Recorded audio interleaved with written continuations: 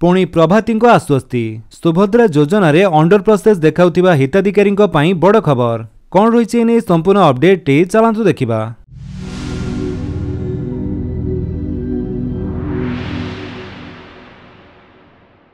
Portal रे under process देखाउथिबा Subhadra योजना हिताधिकारी पई खुशी खबर सेमानक आवेदन जांच सरिले चतुर्थ पर्याय सुभद्रा टंका दियाजिबो बोली कहिले उपमुख्यमंत्री प्रभाती परिडा।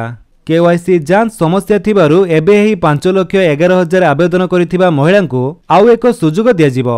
ओटीपी जरिया रे केवाईसी करिथिले भी बायोमेट्रिक जरिया रे केवाईसी करिबाको उपमुख्यमंत्री अपील करिसंती।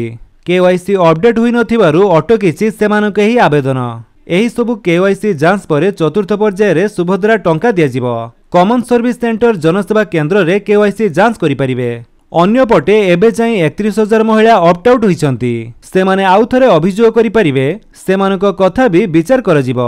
सेमाने पोर्टल जरिया रे अभियोग करिबाको अपील करिसंती उपमुख्यमंत्री। बातिल होइतिबा 2,81,000 आवेदनर 15% एबे भी जमी समस्या पई आवेदन पड़ी रहिछि। एही पर्याय रे 20 लाख रु अधिक हिताधिकारी को सुभद्रा टंका मिलिबो बोली कहिसंती प्रभाती परिडा।